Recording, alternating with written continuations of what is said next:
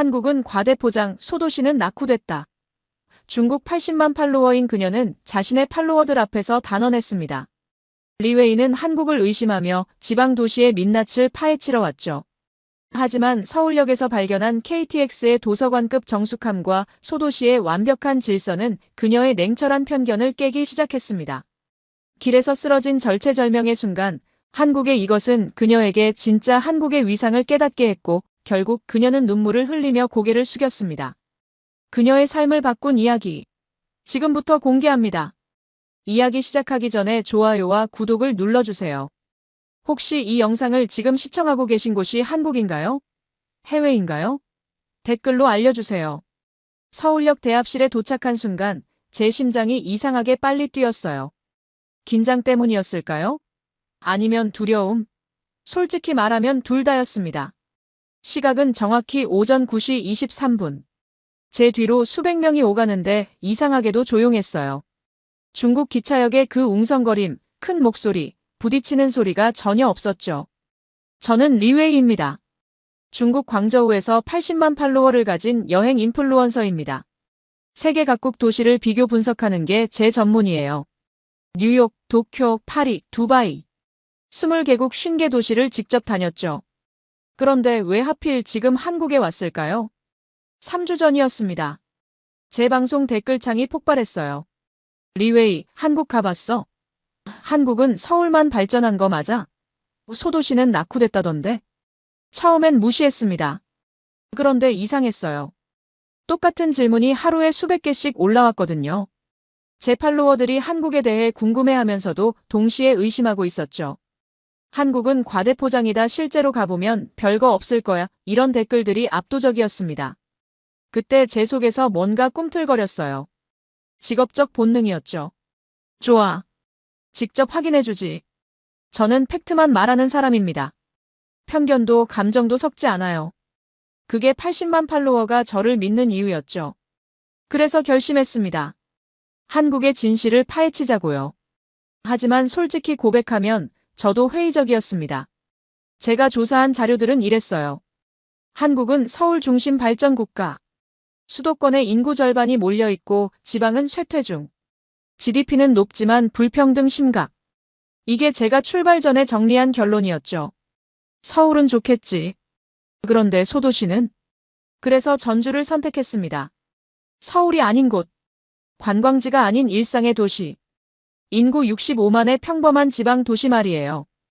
여기서 한국의 민낯을 보겠다고 마음먹었죠. 스마트폰을 켰어요. 실시간 시청자 8만 3천 명. 댓글이 미친 듯이 올라왔습니다. 리웨이 드디어 한국 가네. 소도시 진짜 궁금하다, 서울 아닌 곳 보여줘. 카메라를 제 얼굴로 돌렸습니다. 여러분, 오늘 제가 가는 곳은 서울이 아닙니다. 한 박자 쉬었어요. 시청자들의 집중도를 높이기 위해서죠. 전주입니다. 인구 65만. 한국의 평범한 지방 도시예요.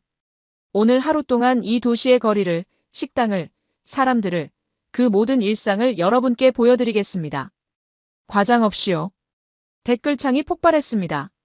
오지방이네. 거기 낙후됐을 텐데 리웨이 실망할 듯. 제 입꼬리가 살짝 올라갔어요.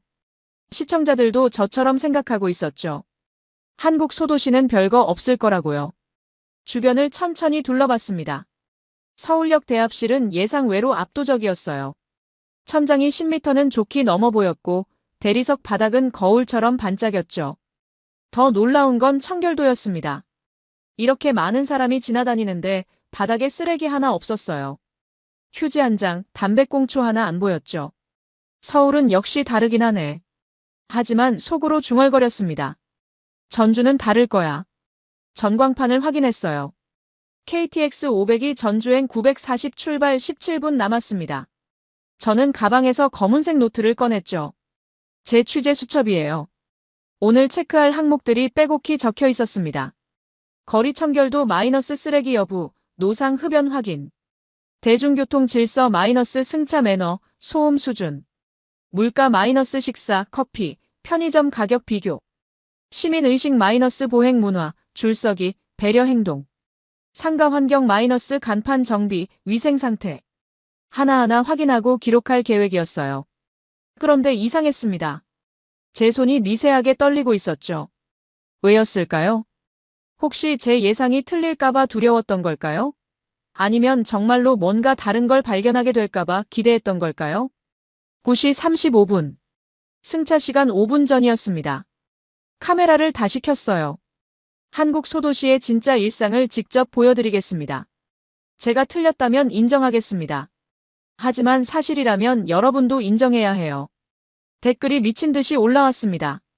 기대된다. 실망할 듯 키읔키읔 리웨이 화이팅. 저는 전자승차권 QR코드를 확인하고 플랫폼 입구로 향했어요. 사람들은 조용히 줄을 서서 차례를 기다렸습니다. 밀지도 않고 새치기도 없었죠. 그 순간 이상한 예감이 스쳤습니다. 오늘 뭔가 달라질지도 몰라. 하지만 저는 그 예감이 어떤 의미인지 전혀 몰랐어요. 이 하루가 제 인생을 완전히 바꿔놓을 거라는 것도요. 서울역 플랫폼으로 내려가는 순간 저는 본능적으로 멈칫했습니다. 보안 검색대가 없네. 중국에서 기차를 탈 때는 반드시 거쳐야 하는 절차가 있어요. 공항처럼 엑스레이 검색대를 통과하고 가방을 열어 보이고 신분증을 확인받죠. 최소 15분은 걸립니다. 그런데 여기는 그냥 걸어 들어가면 끝이었어요. 카메라를 플랫폼 입구로 돌렸습니다. 여러분, 보이시나요? 보안 검색이 없습니다. 그냥 QR코드 찍고 바로 입장이에요. 댓글이 순식간에 200개 넘게 올라왔어요. 헐 진짜? 보안 없어? 위험한 거 아냐? 저도 처음엔 불안했습니다. 하지만 주변을 보니까 모두가 너무 자연스럽게 움직이고 있었어요. 한국 사람들에게는 지극히 일상적인 풍경이었죠. 9시 38분. KTX 502호가 플랫폼에 서 있었습니다. 은색 유선형 차체가 아침 햇살을 받아 반짝였어요. 깔끔했습니다. 중국 고속철도와 비슷하면서도 뭔가 달랐죠. 더 날렵하고 더 조용한 느낌이었어요. 전자승차권을 들고 6호차로 향했습니다. 문이 자동으로 열렸고 객차 내부가 눈에 들어왔어요. 그 순간 저는 숨을 멈췄습니다. 이게 일반석? 2-2 구조의 좌석 배치, 넓은 레그룸, 깨끗한 회색 시트, 앞좌석 뒤에 달린 테이블, 창문은 햇빛을 자동으로 조절하는 스마트 글라스였어요. 바닥에는 먼지 하나 없었죠. 제 좌석은 12A. 창가 자리였습니다. 앉자마자 느껴지는 쿠션감에 놀랐어요. 푹신했거든요. 중국 1등석보다 편했습니다. 진짜예요. 카메라를 켜고 주변을 천천히 찍었어요. 좌석 간격, 리클라이닝 각도, 콘센트 위치, USB 충전 포트. 하나하나 확인하며 촬영했죠. 이 정도 퀄리티면 중국에선 비즈니스석 수준입니다. 댓글창이 또 폭발했어요. 설마 과장 아냐? 진짜 저래? 우리보다 좋다고. 9시 40분 정각. KTX가 움직이기 시작했습니다. 그런데 이상했어요. 소리가 거의 안 들렸거든요. 부드럽게 미끄러지듯 출발하는 느낌이었죠. 중국 고속철도는 출발할 때 쿵 하는 진동이 있는데 여기는 그게 없었어요. 더 놀라운 건 그 다음이었습니다. 객차 안이 너무 조용했어요. 50명 정도 타고 있었는데 통화하는 사람이 한 명도 없었습니다.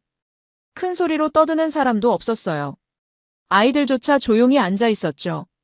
누군가 가방에서 뭘 꺼내는 소리, 책장 넘기는 소리만 들렸습니다. 저는 카메라 음량을 최소로 낮추고 속삭이듯 말했어요. 지금 객차 내부 소음 측정해 볼게요. 스마트폰 앱을 켰습니다. 데시벨 측정 앱이에요. 화면에 숫자가 떴죠. 42dB. 도서관 수준이었습니다. 시속 300km로 달리는 고속열차 아닌데 도서관만큼 조용했어요. 이건 믿기 힘든데? 옆자리 한국인 남성이 노트북을 펼쳐 일하고 있었어요. 앞자리 여성은 이어폰도 없이 책을 읽고 있었죠. 뒷자리에선 누군가 조용히 자고 있었습니다. 10시 5분. 25분째 달리고 있었어요. 속도계를 확인했습니다. 305kmh. 그런데 흔들림이 거의 없었어요. 테이블 위에 올려둔 생수병이 미동도 하지 않았죠. 중국 고속철도는 이 속도면 약간씩 흔들리는데 이건 정말 신기했습니다. 카메라를 창밖으로 돌렸어요. 풍경이 엄청난 속도로 지나갔죠. 논밭, 산, 아파트 단지, 작은 마을들.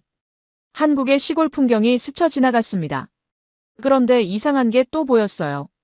지나가는 마을들이 생각보다 깔끔했어요. 낡은 건물도 있었지만 쓰레기 더미는 안 보였죠. 도로도 정돈돼 있었고요. 소도시 주변부는 낙후됐겠지라는 제 예상과 달랐습니다. 일단 전주 가서 직접 봐야겠어. 10시 42분. 안내방송이 나왔어요. 곧 전주역에 도착하겠습니다. 1시간 2분 만이었습니다. 서울에서 전주까지. 중국 같으면 최소 3시간은 걸릴 거리였어요. 사람들이 조용히 짐을 챙기기 시작했습니다. 서두르지 않았어요. 밀지도 않았죠. 차례를 기다렸습니다. KTX가 천천히 속도를 줄이며 전주역 플랫폼에 들어섰어요. 저는 자리에서 일어나며 카메라에 대고 말했습니다. 이건 중국 1등석보다 조용합니다. 그리고 편합니다. 솔직한 감상이었어요. 과장 없이요. 댓글이 미친 듯이 올라왔죠. 인정, 한국 인프라 진짜네, 부럽다. 하지만 저는 아직 확신하지 않았어요. KTX는 좋았습니다. 인정해요. 그런데 이건 서울에서 출발한 고속철도니까요.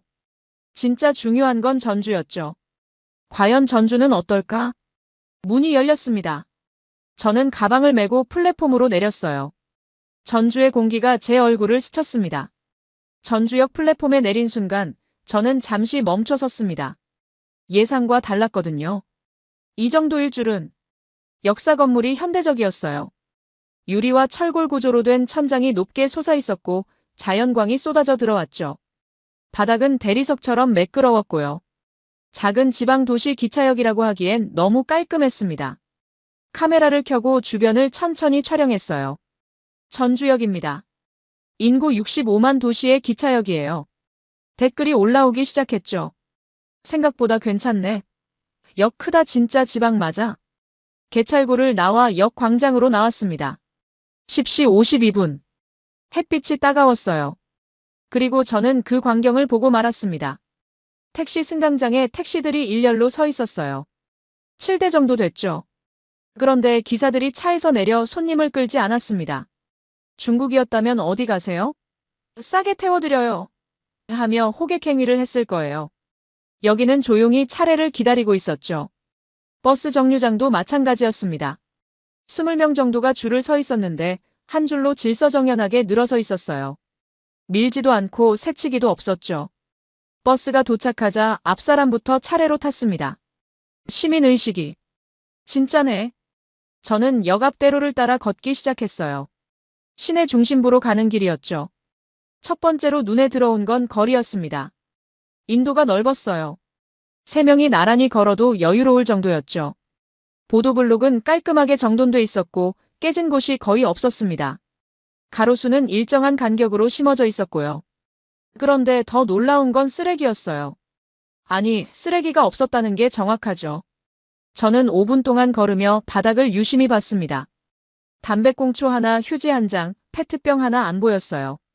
중국 대도시에서도 보기 힘든 청결도였죠. 카메라를 바닥으로 향했습니다.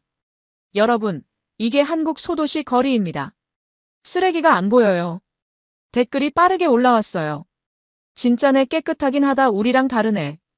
횡단보도를 건넜습니다. 신호가 바뀌자 차들이 완전히 멈췄어요. 보행자가 다 건널 때까지 기다렸죠. 경적을 울리는 차도 없었습니다. 보행자 우선 문화가 확실하네. 중앙로로 접어들었어요. 전주의 메인 거리였죠. 양쪽으로 상가들이 늘어서 있었습니다.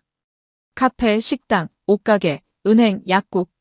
그런데 간판들이 통일감 있게 정돈돼 있었어요. 중국처럼 형광색 번쩍이는 간판이나 튀어나온 불법 광고판이 없었죠. 건물 외벽도 깨끗했습니다. 낙서 하나 없었어요. 오래된 건물도 있었지만 관리가 잘 돼 있었죠. 저는 한 카페 앞에서 멈춰 섰습니다. 유리창 너머로 내부가 보였어요. 손님 5명 정도가 조용히 앉아 커피를 마시고 있었죠. 노트북으로 일하는 사람, 책 읽는 사람, 창밖을 바라보는 사람. 모두 자기만의 시간을 보내고 있었습니다.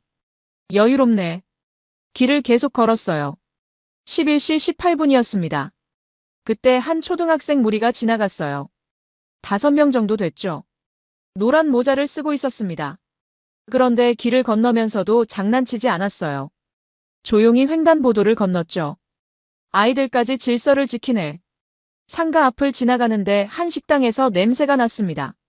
비빔밥 냄새였어요. 참기름과 고추장의 향이 섞여 있었죠. 배가 고팠지만 일단 더 둘러보기로 했습니다. 그때 제 앞에서 한 노인이 길을 건너려 하고 있었어요. 신호가 바뀌려면 아직 30초 남았는데 한 승용차가 먼저 멈췄습니다. 노인에게 먼저 건너라는 손짓을 했죠. 노인이 고개 숙여 인사하고 천천히 건넜습니다. 이런 장면이 일상이구나. 저는 카메라를 들고 말했어요. 이런 규모 도시가 이렇게 정돈돼 있을 줄은 몰랐습니다. 진심이었어요. 과장 아니에요. 중국에서 인구 65만 도시라면 보통 이래요. 교통 혼잡하고 노점상 많고 간판 난립하고 쓰레기 여기저기 있고. 그런데 전주는 달랐습니다. 깨끗했어요. 조용했고요. 질서가 있었죠. 공원 하나가 눈에 들어왔습니다. 전동 성당 앞 작은 공원이었어요. 벤치에 사람들이 앉아 쉬고 있었죠. 젊은 연인, 중년 부부, 혼자 온 노인. 모두 평화롭게 시간을 보내고 있었습니다. 저는 벤치에 잠시 앉았어요. 주변을 둘러봤죠. 공원 바닥에도 쓰레기가 없었습니다. 화단은 잘 가꿔져 있었고요. 분수대는 깨끗하게 작동하고 있었어요. 시스템이 돌아가고 있어. 그 순간 이상한 감정이 들었습니다. 제 선입견이 흔들리고 있었어요. 한국은 서울만 발전했다는 생각이 조금씩 무너지고 있었죠. 하지만 저는 아직 확신하지 않았습니다. 청결과 질서는 좋아. 그런데 물가는? 실제 생활은 어떨까? 배에서 꼬르륵 소리가 났어요. 11시 35분이었습니다. 점심을 먹을 시간이었죠. 저는 자리에서 일어나 식당을 찾아 걸었습니다. 진짜 전주의 생활 수준을 확인할 시간이었어요. 중앙로를 걷다가 한 고깃집 앞에서 멈춰 섰습니다. 한옥 고깃집이라는 간판이 보였어요. 한옥 스타일 외관에 기와 지붕이 얹혀 있었죠. 유리창 너머로 사람들이 고기를 굽는 모습이 보였습니다. 연기가 피어오르고 웃음소리가 들렸어요. 11시 42분. 점심시간이 시작되고 있었죠. 문을 열고 들어갔습니다. 어서 오세요. 주인 목소리가 밝았어요. 홀은 생각보다 넓었습니다. 10개 정도의 테이블이 있었고 절반 정도 찬 상태였죠. 벽에는 메뉴판이 걸려 있었어요. 저는 메뉴판을 천천히 읽었습니다. 한우 등심 백지 28,000원. 삼겹살 200지 18,000원. 냉면 9,000원. 순간 계산기를 돌렸어요. 환율은 1위 안에 약 190원 정도였죠. 한우 등심이 147위안, 삼겹살이 94위안. 중국 광저우에서 비슷한 고기 한 접시면 5,060위안이면 됩니다. 여기는 거의 2배였어요. 카메라를 메뉴판으로 향했습니다. 여러분, 전주의 물가입니다. 고기 한 접시가 중국의 거의 2배예요. 댓글이 빠르게 올라왔죠. 비싸네. 역시 한국 물가 장난 아니다. 하지만 이상한 점이 있었습니다. 주변 테이블을 보니까 손님들이 불만 없이 먹고 있었어요. 오히려 여유롭게 이야기 나누며 식사를 즐기고 있었죠. 4인 가족이 앉은 테이블에는 고기가 가득했습니다. 고등학생으로 보이는 딸이 고기를 구우며 웃고 있었어요. 비싼데 왜 다들 편안해 보이지? 저는 삼겹살 1인분과 냉면을 주문했습니다. 5분 후 고기가 나왔어요. 접시가 깔끔했습니다. 고기는 두툼하게 썰려 있었고 함께 나온 반찬은 8가지였죠. 상추, 깻잎, 쌈장, 마늘, 김치, 무, 파절이, 된장찌개까지. 반찬이 이렇게 많이? 중국이었다면 고기만 달랑 나왔을 거예요. 여기는 상 하나가 가득 찼습니다. 주인 아주머니가 다가와 불판에 고기를 올려주며 말했어요. 처음 오셨어요? 고기 이렇게 구우면 돼요. 한번 뒤집고 노릇해지면 드시면 됩니다. 친절했어요. 저를 외국인인 걸 알면서도 불편해하지 않았죠. 고기가 지글지글 익어갔습니다. 냄새가 정말 좋았어요. 기름이 떨어지며 연기가 피어올랐죠. 한 입 베어 물었습니다. 맛있네. 육즙이 입안 가득 퍼졌어요. 부드러웠고 잡내가 전혀 없었죠. 상추에 싸서 쌈장 찍어 먹으니 더 좋았습니다. 중국에서 먹던 고기와는 확실히 달랐어요. 품질이 높았죠. 비싼 이유가 있긴 하네. 냉면도 나왔습니다. 투명한 얼음 동동 띄운 육수에 면이 담겨 있었어요. 한 입 먹자 시원했습니다. 새콤달콤하면서도 깔끔한 맛이었죠. 식사를 마치고 계산했어요. 총 27,000원. 위안으로 142위안 정도였습니다. 확실히 비싸. 하지만 양과 질을 생각하면 이해가 갔어요. 8가지 반찬에 된장찌개까지 포함이었으니까요. 식당을 나와 길을 걸었습니다. 12시 20분이었어요. 카페 하나가 눈에 들어왔습니다. 로컬 커피라는 간판이었죠. 들어가 봤어요. 메뉴판을 확인했습니다. 아메리카노 4,500원, 카페라떼 5,500원, 케이크 6,500원, 커피가 23위안. 중국보다 비싸네. 중국 광저우에서 스타벅스 아메리카노가 30위안 정도예요. 여기는 그것보다 조금 싸지만 로컬 카페치고는 비싼 편이었죠. 아메리카노를 주문했습니다. 5분 후 커피가 나왔어요. 라떼 아트가 예쁘게 그려져 있었죠. 한 모금 마셨습니다. 괜찮은데? 쓰지 않고 부드러웠어요. 산미도 적당했죠. 가격값은 하는 맛이었습니다. 카페 안을 둘러봤어요. 손님이 7명 있었는데 모두 조용히 자기 일을 하고 있었죠. 노트북으로 일하는 사람, 책 읽는 사람, 친구와 조용히 대화하는 사람.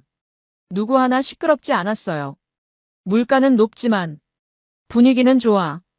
카페를 나와 편의점으로 향했습니다. 생활 물가를 더 확인해야 했거든요. 시우라는 편의점이었어요. 문을 열고 들어가 상품 가격을 하나하나 확인했습니다. 생수 500ml 1,000원 5.3위안. 삼각김밥 1,500원 7.9위안. 컵라면 1,800원 9.5위안. 초콜릿바 2,000원 10.5위안. 편의점도 중국보다 비싸네. 중국에서 생수는 2위안, 삼각김밥 비슷한 건 5위안 정도예요. 여기는 확실히 높았죠. 하지만 신기한 게 있었습니다. 편의점 안에 손님이 5명 있었는데 다들 자연스럽게 물건을 집어들고 계산하고 나갔어요. 비싸다고 투덜대는 사람이 없었죠. 마치 이 가격이 당연한 것처럼요. 저는 초콜릿바 하나를 샀습니다. 나중에 먹으려고요. 편의점을 나와 벤치에 앉았어요. 12시 52분이었습니다. 카메라를 켜고 정리했어요. 비싸지만 사람들이 참 여유롭네요. 댓글이 올라왔죠. 물가 때문에 힘들 텐데 어떻게 저렇게 여유로워? 소득이 높은가? 저도 그게 궁금했습니다. 어떻게 이렇게 비싼 물가에서도 사람들이 여유로울 수 있을까요? 그때 옆 벤치에 앉은 30대 남성이 보였어요. 편의점 삼각김밥을 먹으며 스마트폰을 보고 있었죠. 정장 차림이었습니다. 점심을 간단히 해결하는 직장인 같았어요. 불만스러워 보이지 않았습니다. 그냥 일상적인 점심이었죠. 삶의 질이 높은 건가? 물가는 높았어요. 인정합니다. 하지만 거리는 깨끗했고 시스템은 잘 돌아갔고 사람들은 질서를 지켰죠. 의료, 교통, 안전 같은 기본 인프라가 잘 갖춰져 있었습니다. 높은 물가를 감수할 만한 가치가 있는 건가? 저는 아직 확신하지 못했어요. 하지만 전주를 걸으며 느낀 건 이거였습니다. 이 도시 사람들은 불행해 보이지 않았어요. 오히려 평화로워 보였죠. 1시 5분. 오후가 시작되고 있었습니다. 저는 다시 걷기 시작했어요. 더 많은 걸 확인하고 싶었거든요. 그런데 그때였습니다. 갑자기 어지러움이 느껴졌어요. 어지러움이 스쳤습니다. 뭐지? 저는 벤치에서 일어서며 고개를 저었어요. 아침부터 계속 걷고 촬영하느라 피곤한가 싶었죠. 물 한 모금 마시고 심호흡했습니다. 좀 나아진 것 같았어요. 1시 12분. 객사길로 접어들었습니다. 전주에서 가장 유명한 거리였죠. 한옥 건물들이 양쪽으로 늘어서 있었어요. 카메라를 켜고 걸었습니다. 여러분, 이곳이 전주 객사길입니다. 한옥 스타일 상가들이. 말하다가 또 어지러웠어요. 이번엔 좀 심했습니다. 시야가 흐릿해지는 느낌이었죠. 이상한데? 걸음을 멈췄어요. 가로수 기둥을 잡고 잠시 섰습니다. 심장이 빠르게 뛰기 시작했어요. 손이 떨렸습니다. 아침에 뭐 먹었지? 생각해봤어요. 서울 숙소에서 나올 때 물만 마셨어요. KTX에서도 아무것도 안 먹었죠. 점심으로 고기랑 냉면 먹은 게 오늘 처음 식사였습니다. 설마 저혈당? 저는 당뇨는 없지만 가끔 식사를 거르면 저혈당 증상이 왔어요. 어지럽고 식은땀 나고 손 떨리고. 그런데 이번엔 평소보다 심했습니다. 괜찮아. 조금만 쉬면. 다시 걸으려고 했어요. 그 순간이었습니다. 세상이 빙글 돌았어요. 다리에 힘이 풀렸습니다. 안 돼. 카메라를 든 손이 축 늘어졌죠. 스마트폰이 바닥으로 떨어지는 소리가 들렸어요. 탁. 그리고 저는 그대로 쓰러졌습니다. 아스팔트가 얼굴로 다가왔어요. 아팠습니다. 하지만 몸을 가눌 수가 없었죠. 의식이 흐릿해졌습니다. 귀에서 웅웅거리는 소리가 들렸어요. 누군가의 비명 같은 게 멀리서 들렸죠. 저기 사람 쓰러졌어요. 발소리가 빠르게 다가왔습니다. 여러 명이었어요. 괜찮으세요? 눈 떠보세요. 여자 목소리였습니다. 30대쯤 돼 보이는 목소리였어요. 제 어깨를 흔들었죠. 저는 눈을 뜨려고 했지만 힘들었습니다. 눈꺼풀이 무거웠어요. 119 먼저 불러야죠. 다른 목소리가 들렸어요. 남자 목소리였습니다. 급하게 전화 거는 소리가 났죠. 여보세요? 119죠? 객사길 중앙로 쪽인데요. 외국인으로 보이는 여성분이 갑자기 쓰러졌어요. 의식이 희미하고. 네, 지금 바로요. 제 손목을 잡는 느낌이 들었어요. 누군가 맥박을 확인하고 있었죠. 맥박은 뛰고 있어요. 호흡도 하고 있고요. 여자 목소리가 다시 들렸습니다. 침착했어요. 교사 같은 느낌이었죠. 차 막아야 해요. 구급차 올 때까지. 또 다른 목소리였습니다. 젊은 남자였어요. 20대 정도. 발소리가 멀어졌다가 차 세우는 소리가 들렸습니다. 잠깐만요. 여기 사람 쓰러졌어요. 구급차 와야 하니까 차 돌려주세요. 차들이 멈추는 소리가 났어요. 경적 소리는 들리지 않았습니다. 모두 조용히 기다리고 있었죠. 혹시 당뇨 있으신가요? 눈 뜰 수 있으면 대답해 보세요.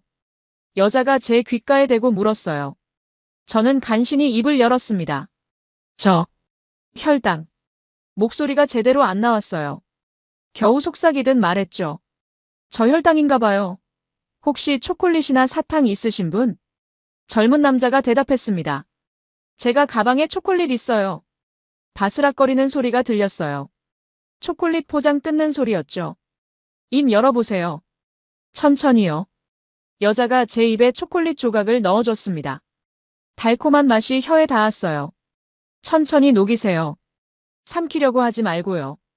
따뜻한 손이 제 등을 받쳐주고 있었습니다. 저는 눈물이 날 것 같았어요. 이 사람들은 저를 모릅니다. 외국인이에요. 중국인이죠. 그런데도 이렇게 도와주고 있었어요. 멀리서 사이렌 소리가 들렸습니다. 삐용삐용. 점점 가까워졌어요. 119 왔어요. 금방 와요. 괜찮아요. 눈 떠보세요. 여자가 계속 제게 말을 걸었습니다. 의식을 유지하게 하려는 거였어요. 사이렌 소리가 바로 앞에서 멈췄습니다. 차문 열리는 소리, 발소리, 장비 꺼내는 소리. 119 구급대입니다. 무슨 일이죠? 남자 구급대원 목소리였어요. 여기요. 외국인 여성분이 쓰러졌어요. 저혈당인 것 같아요. 시민 여자가 설명했습니다. 확인해 보겠습니다. 구급대원이 제 옆에 무릎 꿇는 소리가 났어요.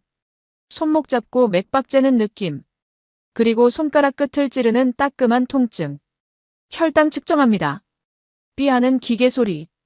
38. 심한 저혈당입니다. 포도당 투여하겠습니다. 바늘이 팔에 꽂히는 느낌이 들었어요. 차가운 액체가 혈관으로 들어왔죠. 병원 이송 준비합니다. 의식 상태 확인 중. 호흡 안정. 혈압 90, 60. 구급대원들이 빠르게 움직였습니다. 들것 펼치는 소리. 저를 조심스럽게 옮기는 느낌. 보호자 계신가요? 아니요, 혼자 쓰러지신 것 같아요. 알겠습니다. 병원 가실 때 짐 챙겨드릴게요. 누군가 제 가방과 스마트폰을 주워줬어요. 구급차 안으로 들어가는 느낌이었습니다. 문 닫히는 소리. 출발 전 시민 여자의 목소리가 마지막으로 들렸어요. 괜찮아요. 금방 나으실 거예요. 사이렌이 다시 울렸습니다. 삐용삐용. 구급차가 출발했어요. 저는 천장을 바라봤습니다. LED 조명이 눈부셨죠. 포도당이 들어가면서 조금씩 정신이 돌아왔어요. 3분. 쓰러진 지 3분 만에 119가 도착했습니다. 믿기지 않아. 중국이었다면 최소 15분은 걸렸을 거예요. 교통 상황 때문에 더 걸릴 수도 있었죠. 그런데 여기는 3분이었습니다. 그리고 시민들. 3명이 저를 도와줬어요. 50대 남성은 차를 막았고 30대 여성은 119에 신고하고 제 상태를 체크했고 20대 남성은 초콜릿을 줬죠. 아무도 그냥 지나치지 않았습니다. 구급차 안에서 눈물이 흘렀어요. 구급대원이 물었습니다. 어디 아프세요? 저는 고개를 저었어요. 아니에요. 감사해서요. 목소리가 떨렸습니다. 구급대원이 부드럽게 웃었어요. 괜찮습니다. 곧 병원 도착해요. 조금만 참으세요. 창밖으로 전주 거리가 빠르게 지나갔습니다. 저는 그제야 깨달았어요. 이 나라는 진짜였습니다. 구급차가 달렸습니다. 사이렌 소리가 계속 울렸어요. 삐용삐용. 그런데 신기하게도 차 안은 흔들리지 않았죠. 부드럽게 달리고 있었습니다. 구급대원이 제 옆에 앉아 계속 체크하고 있었어요. 혈압 다시 재볼게요. 팔에 커프가 감겼습니다. 팽팽하게 조여지는 느낌. 삐소리. 1만 65. 올라오고 있어요. 좋아지고 있습니다. 다른 구급대원이 운전하며 무전기로 말했어요. 전주대학병원 응급실 28세 여성 환자 이송 중. 저혈당 쇼크. 현장 혈당 38. 포도당 50ml 투여 완료. 5분 후 도착 예정. 전주대학병원 응급실 수신. 대기하겠습니다. 무전기 너머로 또렷한 대답이 들렸어요. 5분 후면 병원. 저는 천천히 숨을 쉬었습니다. 포도당 덕분에 정신이 많이 돌아왔어요. 손도 덜 떨렸죠. 이름이 어떻게 되세요? 구급대원이 물었습니다. 리웨이요. 중국분이세요? 네. 여권 있으세요? 저는 고개를 끄덕였어요. 가방을 가리켰죠. 구급대원이 가방을 열어 여권을 꺼냈습니다. 확인하고 다시 넣어줬어요. 병원 도착하면 통역 서비스 있어요. 걱정 마세요. 그 말에 안심이 됐습니다. 1시 26분. 구급차가 속도를 줄였어요. 전주대학병원 도착합니다. 문이 열렸습니다. 밝은 빛이 쏟아져 들어왔어요. 들것이 빠르게 내려졌죠. 바퀴 구르는 소리. 사람들의 발소리. 응급실로 이동합니다. 천장이 빠르게 지나갔어요. 복도 조명들이 줄지어 스쳐갔죠. 자동문이 열렸습니다. 응급실이라는 빨간 글씨가 보였어요. 28세 여성, 저혈당 쇼크. 현장 혈당 38. 포도당 투여 후 의식 회복 중. 구급대원이 간호사에게 인계했습니다. 3번 베드로 모시겠습니다. 들것이 침대로 옮겨졌어요. 부드러웠습니다. 그 순간부터 모든 게 빠르게 진행됐습니다. 간호사 2명이 양옆에 섰어요. 한 명은 혈압계를 팔에 감았고 다른 한 명은 손가락 끝에 산소포화도 측정기를 끼웠죠. 혈압 1만 268, 맥박 82, 산소포화도 98%. 의사가 다가왔습니다. 30대 중반쯤 돼 보이는 남자 의사였어요. 리웨이 씨. 저는 응급의학과 김진수 의사입니다. 지금 상태 확인할게요. 펠라이트로 제 눈을 비췄어요. 동공 반응 체크하는 거였죠. 동공 반응 정상. 의식 명료. 혈당 다시 재볼게요. 간호사가 손가락을 찔렀습니다. 따끔했어요. 삐소리. 52. 올라오고 있습니다. 심전도 붙여주세요. 간호사가 제 가슴에 스티커 같은 걸 여러 개 붙였어요. 차가웠죠. 기계에서 삐삐 규칙적인 소리가 났습니다. 심전도 정상. 부정맥 없음. 의사가 청진기를 꺼냈어요. 제 등에 대고 들었죠. 심음 정상. 호흡음 깨끗함. 1시 28분. 쓰러진 지 16분. 병원 도착 후 90초. 모든 검사가 끝났습니다. 90초. 믿기지 않았어요. 중국이었다면 검사 한 가지에 10분은 걸렸을 거예요. 여기는 1분 30초 만에 혈압, 맥박, 산소포화도, 혈당, 심전도, 청진까지 다 끝났죠. 의사가 말했습니다. 심한 저혈당이었어요. 지금은 안정화되고 있습니다. 포도당 링거 더 맞고 1시간 정도 관찰하면 괜찮을 거예요. 간호사가 링거를 연결했어요. 투명한 액체가 줄을 타고 내려왔죠. 혹시 당뇨 있으세요? 의사가 물었습니다. 아니요. 그냥 아침 안 먹고 오래 걸었어요. 그렇군요. 식사 거르면 안 돼요. 특히 촬영하시느라 체력 소모 많으셨죠? 제 옆에 놓인 카메라를 봤어요. 제가 인플루언서인 걸 알아본 거였죠. 네. 앞으론 꼭 챙겨 드세요. 오늘은 운 좋게 빨리 발견됐지만 저혈당은 위험할 수 있어요. 감사합니다. 목소리가 떨렸어요. 간호사 한 명이 스마트폰을 꺼냈습니다. 잠깐만요. 통역 앱 써볼게요. 화면에 중국어가 떴어요. 간호사가 통역 앱을 보며 서툰 중국어로 물었습니다. 지금 기분 어때요? 저도 중국어로 대답했어요. 많이 나아졌어요. 감사합니다. 간호사가 앱에 뜬 번역을 보고 환하게 웃었어요. 그리고 다시 중국어로 말했죠. 다행이에요. 발음이 어색했지만 따뜻했습니다. 링거가 천천히 들어갔어요. 차가운 느낌이 팔을 타고 올라왔죠. 1시 38분. 병원 도착 후 10분. 혈당을 다시 쟀습니다. 72. 정상 범위로 돌아왔어요. 의사가 만족스럽게 고개를 끄덕였어요. 빠르게 회복되고 있습니다. 이제 괜찮아요. 10분 만에 안정화됐습니다. 저는 천장을 바라보며 생각했어요. 쓰러진 시각 1시 17분. 119 도착 1시 20분. 3분. 병원 도착 1시 26분. 6분 후. 검사 완료 1시 28분. 90초. 안정화 1시 38분. 10분. 총 21분. 21분 만에 위기에서 벗어났습니다. 이 정도 속도는 정말 믿기지 않습니다. 눈물이 또 흘렀어요. 간호사가 휴지를 건네줬습니다. 괜찮아요. 많이 놀라셨죠? 네. 그리고 고마워서요. 천만에요. 저희 일이에요. 하지만 저는 알고 있었어요. 이게 단순히 일이 아니라는 걸요. 이건 시스템이었습니다. 완벽하게 작동하는 시스템. 시민들의 신속한 대응. 119의 3분 출동. 응급실의 90초 검사. 10분 안정화. 모든 게 톱니바퀴처럼 맞물려 돌아갔어요. 제 목숨을 살린 건 운이 아니었습니다. 시스템이었죠. 한국이라는 나라가 이런 곳이었구나. 침대에 누워 천천히 숨을 쉬었어요. 링거가 계속 들어갔습니다. 포도당이 제 몸을 채웠죠. 창밖으로 전주의 하늘이 보였어요.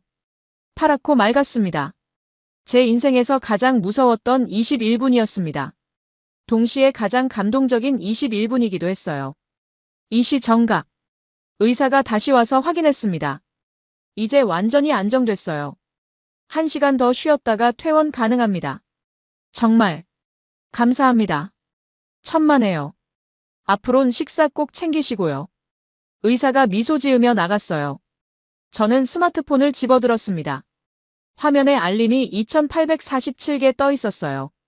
제 방송이 끊긴 걸 본 시청자들이 걱정하고 있었죠. 리웨이 괜찮아? 왜 갑자기 끊겼어? 무슨 일이야? 저는 카메라를 켰습니다. 제 얼굴이 화면에 떴어요. 창백했지만 살아있었죠. 여러분, 저 괜찮아요. 한국 병원에 있어요. 댓글이 폭발했습니다. 헐, 무슨 일이야? 리웨이. 병원. 저는 천천히 말했습니다. 제가 쓰러졌어요. 그런데 한국 시민들이 저를 구했습니다. 그리고 119가 3분 만에 왔어요. 병원은 10분 만에 저를 살렸습니다. 목소리가 떨렸어요. 이 나라는 진짜였습니다. 3시 15분. 링거가 다 들어갔습니다. 간호사가 와서 바늘을 빼줬어요. 솜으로 꾹 눌러주며 말했죠. 이제 괜찮으세요. 퇴원 가능합니다. 정말 감사합니다. 저는 천천히 침대에서 일어났어요. 어지럽지 않았습니다. 몸이 회복된 느낌이었죠. 수납 창고에서 계산했어요. 응급실 치료비, 검사비, 링거비 포함해서 87,000원이었습니다. 위안으로 약 458위안. 이 정도면 저렴한데? 중국에서 비슷한 응급처치를 받으면 최소 800위안은 나왔을 거예요. 여기는 절반도 안 됐죠. 게다가 속도와 질을 생각하면 놀라운 가격이었습니다. 병원 밖으로 나왔어요. 햇살이 따뜻했습니다. 이제 뭐 하지? 숙소로 돌아가야 하나 생각했어요. 하지만 몸은 괜찮았고 시간은 아직 오후였죠. 그때 문득 생각났습니다. 전북 현대 경기장. 오늘 경기 있다고 했었지? 아침에 택시기사가 말했었어요. 오늘 저녁 전북 현대 축구 경기가 있다고요. 전주 시민들이 많이 온다고 했죠. 가볼까? 한국 소도시 사람들의 일상을 보려면 경기장만 한 곳이 없을 것 같았어요. 스마트폰으로 검색했습니다. 전북 현대 대 울산. 오후 7시 킥오프. 전주 월드컵 경기장. 시간은 3시 30분. 3시간 30분 남았어요. 택시를 탔습니다. 전주 월드컵 경기장 가주세요. 네, 오늘 경기 보러 가세요? 네. 좋으실 거예요. 우리 팀 K리그에서 우승 제일 많이 했어요.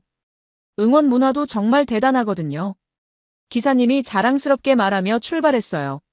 15분 후 경기장에 도착했습니다. 거대한 경기장이 눈앞에 펼쳐졌어요. 녹색 지붕의 하얀 외벽.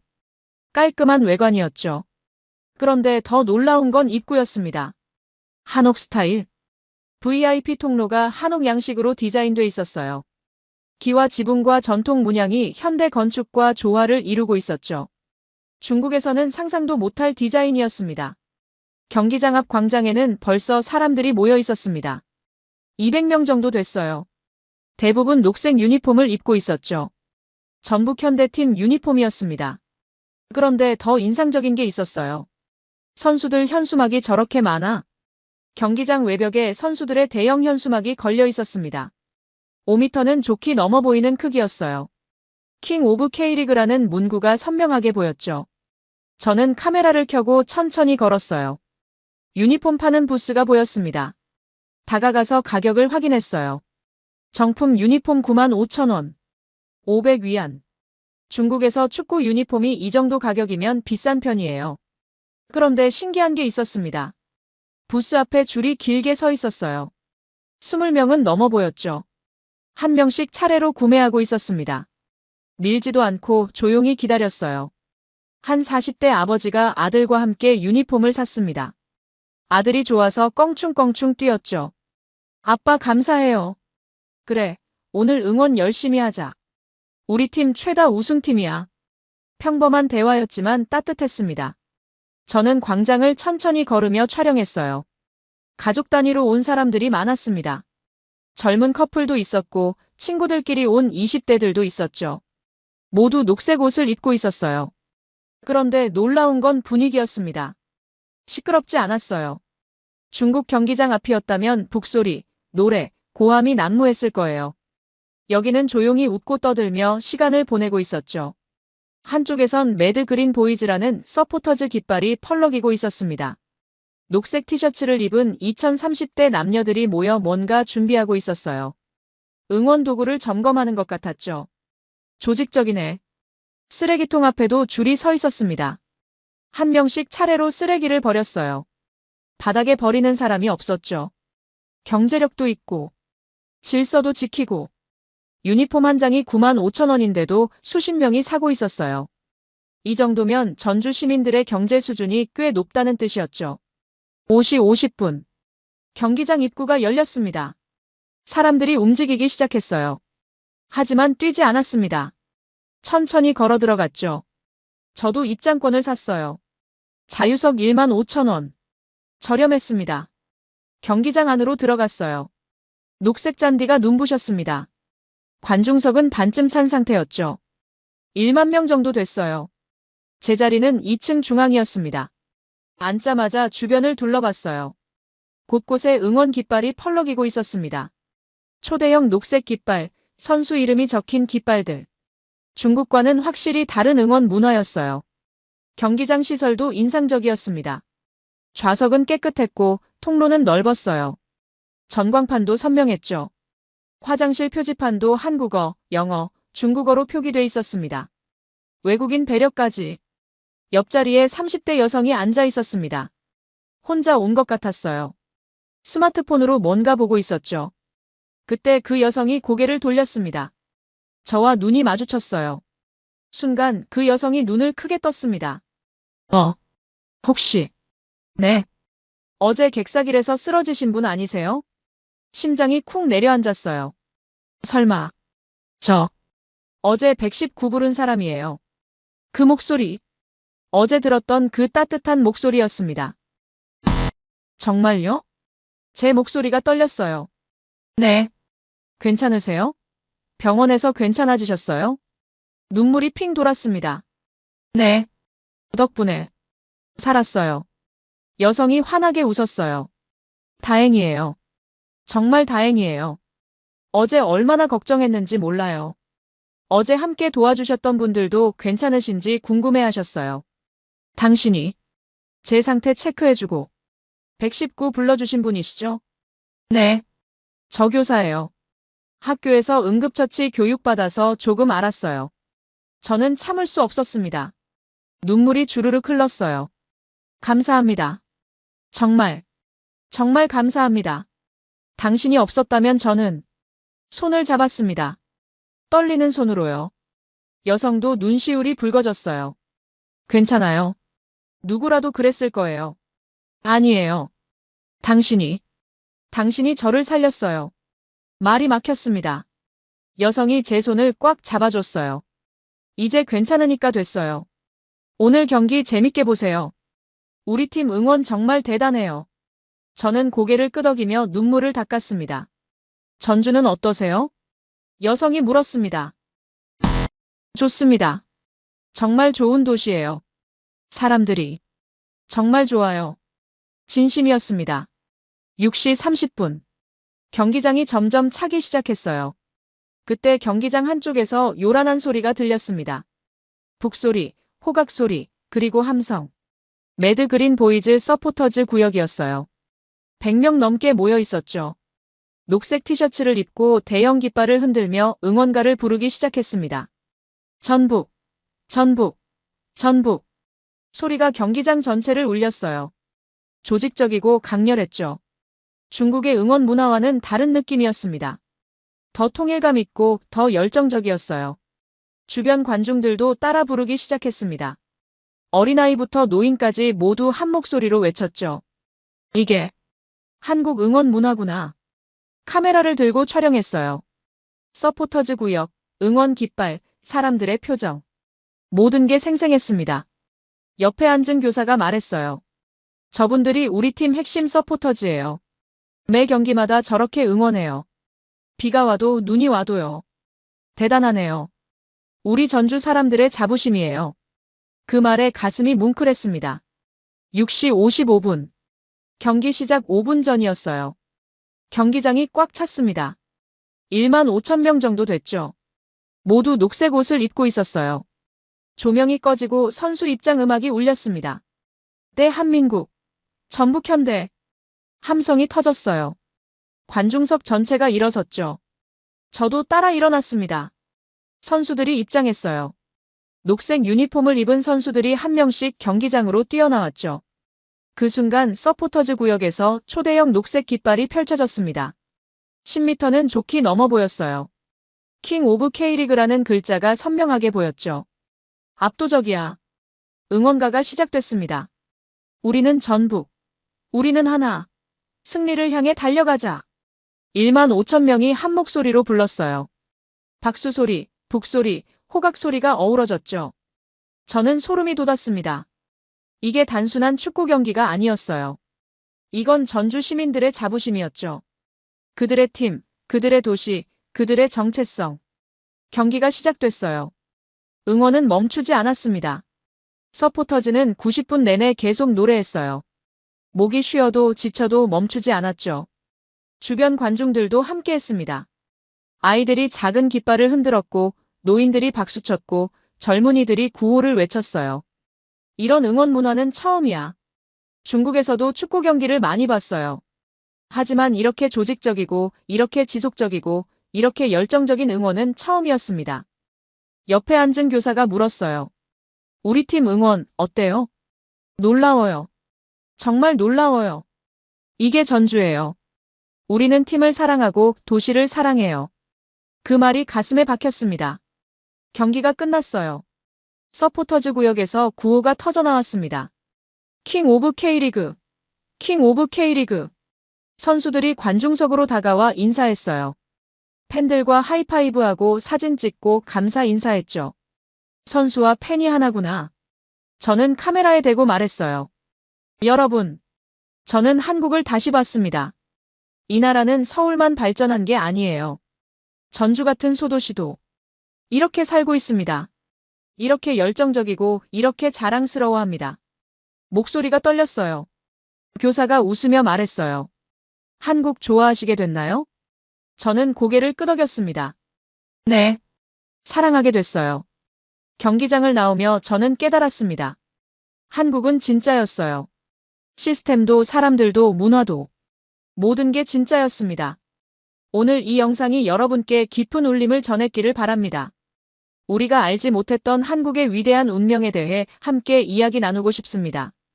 이 영상이 전하는 메시지에 공감하셨다면 소중한 응원과 함께 여러분의 생각을 댓글로 남겨주세요. 구독과 좋아요는 다음 영상 제작에 큰 도움이 됩니다. 감사합니다.